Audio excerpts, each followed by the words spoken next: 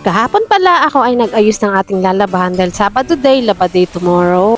Paulit-ulit lang po ako nagtatanong sa inyo tuwing kailan at ilang beses po kayo naglalaba kada isang linggo. Dapat maglalaba ako ngayon, kaya lang umuulan nga tinatamad ang nanay. Hanggang umaga, ako nga pala si Mama Lai, isang stay-at-home nanay. Samahan niyo ako ulit sa aking ganap ngayong araw. Dahil Sabado na naman, alam na this, tayo ay maglalaba. Ay kita niyo naman ako ay nagsaing na at tinan niyo naman makulimlim pa dito sa amin. Habang tulog pa yung mga amo ko, tara tayo muna ay magkape. Kaway-kaway nga dyan sa mga kape is life kahit mainit. Pero dito ngayon, malamig naman at napakasarap naman kasi.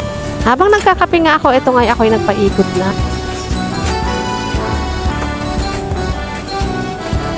Habang binababad ko sa pub ko yung aking mga nilaban, ito nilutuan ko muna ng almusal ang aking papatya. At dahil meron nga siyang trabaho, dito na lang daw siya muna kakain. Binalikan ko na nga yung aking mga nilalabahan mga mi. Well, sana hindi po umulan para makapatuyo tayo hanggang hapon. Grabe, sumasakit naman talaga ang balakang ko pag naglalaba ako. Kaway-kaway sa mga CS sanay dyan na talagang sumasakit ang likod pag naglalaba. Eto nga, iniinda ko nga yung aking likod at natulis ako dito. Grabe, buti na lang hindi nabagok ang ulo ko at talagang napaupo lang ang nanay nyo. Hindi pa rin tapos ang pagiging nanay natin. Kung sa labas ay tapos na dito, hindi pa.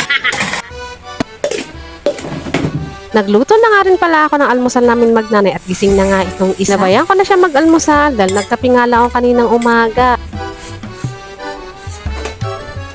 O siya, kain po tayo.